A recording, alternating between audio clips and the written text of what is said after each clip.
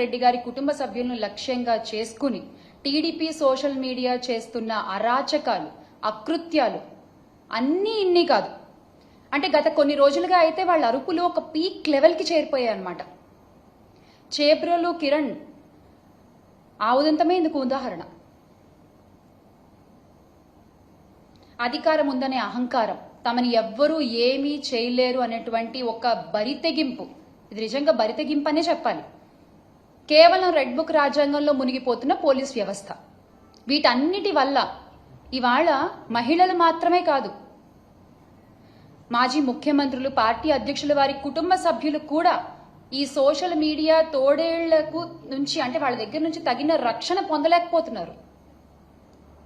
అసలు ఈ తోడేళ్లని పెంచి పోషించి ఈ తోడేళ్ల వ్యవస్థని విస్తరించింది ఎవరు? టీడీపీయే కదా.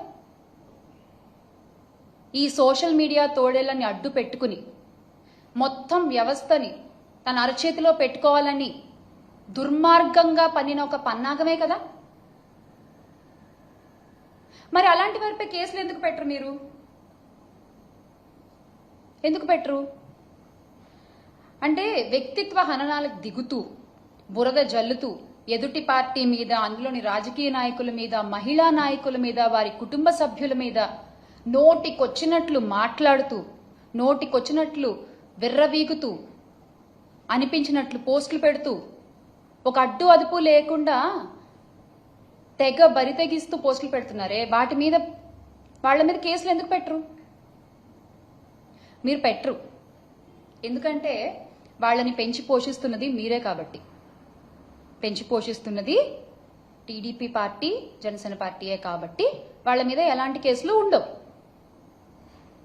అంటే మీరే పోస్టులు పెడతారు, మీరే బాధ పెడతారు, ఎవరినో ఒకరిని అరెస్ట్ చేసినట్టుగా చూపించి, ఇదిగో మాకు మహిళల పట్ల ఇంత గౌరవం ఉంది, అసలు మహిళల్ని ఎవరు ఒక్క మాట అన్నా, అది మా పార్టీ వాళ్ళైనా సరే మేము ఊరుకోము, మేమంత ప్రేమిస్తాం మహిళల్ని అంటూ మళ్ళీ వింకాలు పలుకుతారు. అసలు మీ మోడస్ ఆపరెండియే ఇది. This is how you work, your social media works. అరే మీకు నిజంగా అంత చిత్తశుద్ధి ఉంటే రాష్ట్ర వ్యాప్తంగా ఉన్న వందలాది మంది సోషల్ మీడియా సైకోలపై ఎక్కడా కేసులు పెట్టలేదు ఎందుకు? ఎందుకని మేము అడుగుతున్నాం.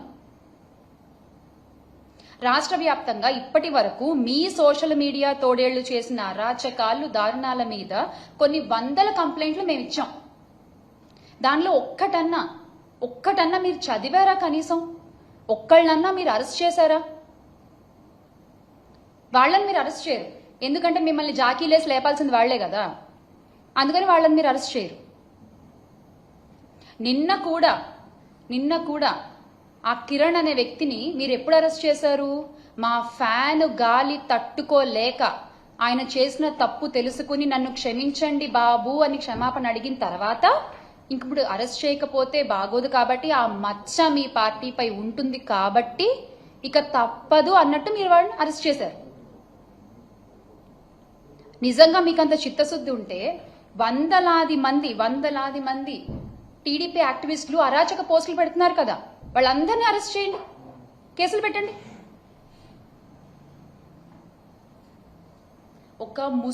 ఒక ముసుగు మాత్రమే నిన్న జరిగిన అరెస్ట్ కూడా, చేబ్రోలు కిరణ్ అరెస్ట్ కూడా ఒక ముసుగు మాత్రమే. ఎందుకంటే హోంమంత్రి అనిత గారు, అంటే ఇప్పటి హోంమంత్రి, అప్పుడు తెలుగుదేశం మహిళా అధ్యక్షురాలుగా ఉన్నప్పుడు అమ్మా అమ్మా అని పిలుస్తారు ఆ పార్టీలో, అది ఏ ఉద్దేశంతో పిలుస్తారో అని చెప్పి చాలా చెప్పనలవి కాని విధంగా ఆవిడ ఆ రోజు మాట్లాడారు కదా. మరి ఆవిడ మీద ఎందుకు కేసు పెట్టలేదు?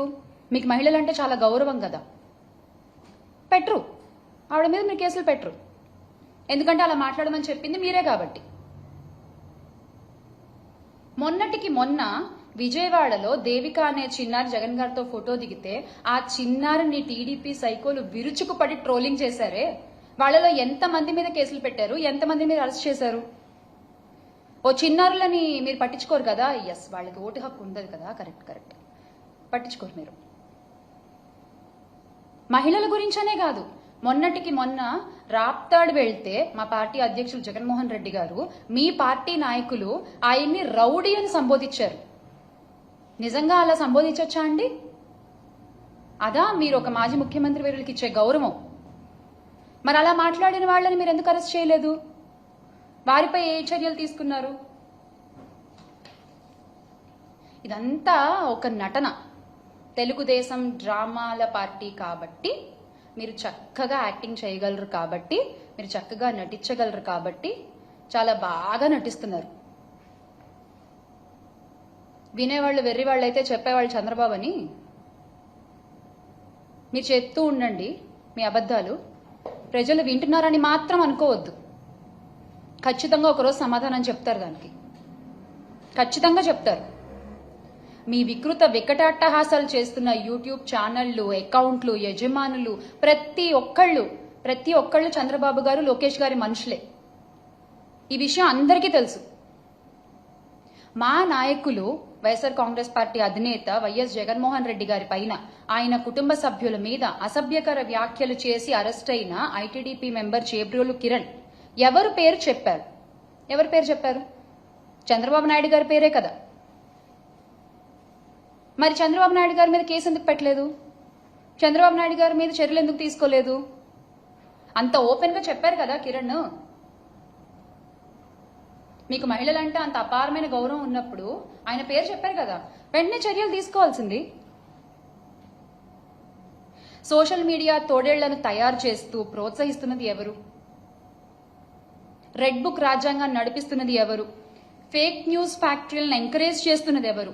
వ్యక్తిత్వ హననాలకి పాల్పడుతున్నది ఎవరు? ఈ టీడీపీ సైకోళ్లు, జనసేన తోడేళ్లు, వీళ్ళందరూ సృష్టికర్తలు అసలు ఎవరు?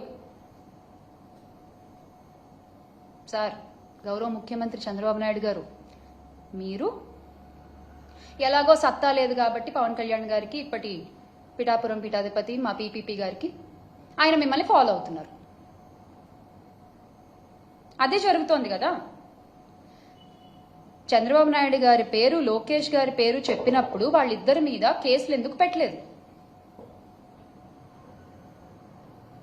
దీని ద్వారా మీ మోడస్ ఆపరండి ఏంటన్నది బహిర్గతం అవుతోంది. మేము చెప్పట్లేదు, మీరు చేసే చేష్టల ద్వారా అది బహిర్గతం అవుతోంది. అసభ్యకర పోస్టులు, వికృత కామెంట్లతో ఒక ఆర్గనైజ్డ్ క్రైమ్ చేస్తూ సోషల్ మీడియాలో ఐటీడీపీ కార్యకర్తలు చెలరేగిపోతుంటే, మహిళల్ని కించపరుస్తూ వ్యక్తిత్వ హననాలు చేస్తూ కామెంట్లు పెడుతూ వాళ్ళ మీద పడి విర్రవీగుతుంటే మీరేం చేస్తున్నారయ్యా అంటే స్టేజ్ పైన కామెడీ స్కిట్లు చేసుకుంటున్నారు. సార్, మీరు చేసే పని అది. దాన్ని చూసి మీరు కింద క్లాప్స్ కొడుతున్నారు. వ్యక్తిత్వ హననం అనేది అసలు టీడీపీ పార్టీ జీన్లోనే ఉంది. ఎస్, మీ క్రోమోజోమ్స్ లోనే అది ఉంది.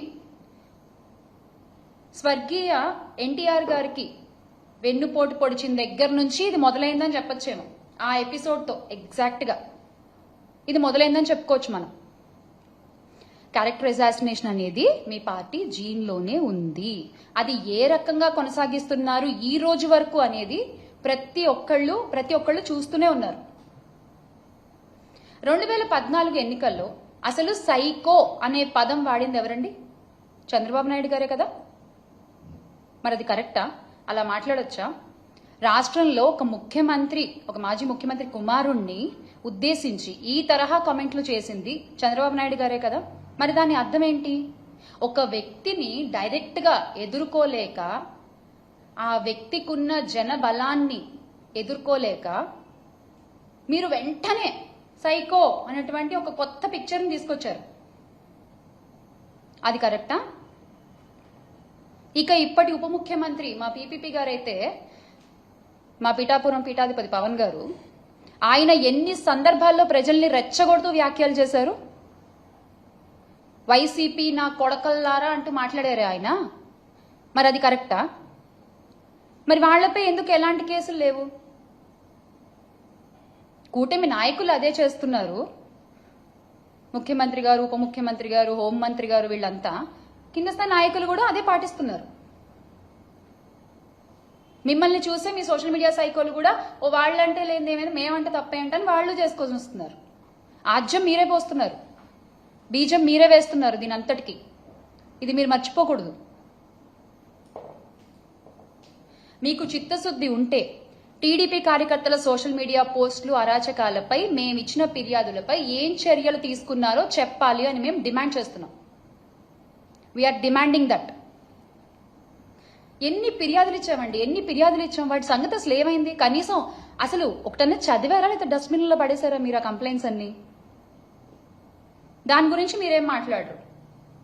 ఐటీడీపీ అనేటువంటి ఒక విష వృక్షాన్ని పెంచి పోషిస్తూ దాన్ని నడుపుతున్న లోకేష్ గారిపై ఎందుకు కేసు నమోదు చేయడం లేదు? మహిళలు, చిన్నారులు, వైఎస్ఆర్సీపీలోని నాయకుల ఇళ్లలోని ఆడవాళ్లని ఎవరిని వదిలిపెట్టకుండా ఐటీడీపీ వాళ్ళు టార్గెట్ చేస్తున్నారే, వాళ్ళని మీరు ఎందుకు ఎంకరేజ్ చేస్తున్నారు? మీకు మహిళలంటే అంత గౌరవం, మహిళల రక్షణ పట్ల అంత బాధ్యత ఉందని మీరు అన్నారు కాబట్టి నేను ఈ రోజున మేము ఇవన్నీ అడగాల్సి వస్తుంది. ఒక ముఖ్యమంత్రిగా ఉన్న మా నాయకుడు వైఎస్ జగన్మోహన్ రెడ్డి గారిని ఉద్దేశించి సైకో అని వ్యాఖ్యానించిన చంద్రబాబు గారిపై కేసులు ఉండవా? మహిళల జోలికి వస్తే అదే లాస్ట్ డే అని చెప్పిన చంద్రబాబు నాయుడు గారు, పీపీపీ గారిపై కేసులు ఉండవా? టీడీపీ సైకోలపై చర్యలు ఎందుకు తీసుకోవట్లేదు? ఈ రాష్ట్రంలో ఆడపిల్లలకు అన్యాయం చేయాలనే ఆలోచన వస్తే అదే ఆఖరి రోజు అని చెప్పిన నాయకులపై కేసులు ఉండవా? మా పాలనలో ఏదైనా తప్పుంటే మా కాలర్ పట్టుకుని అడగండి అన్న నాయకులేమో ఈ రోజున కాలర్ లేని చొక్కాలు వేసుకుని తిరుగుతున్నారు. మహిళలపై అరాచకాలు చేసిన వాళ్ళేమో ఆ కాలర్ ఎగరేసుకుంటూ తిరుగుతున్నారు. వా, అసలు ఇది ఈ రోజునున్న పరిస్థితి.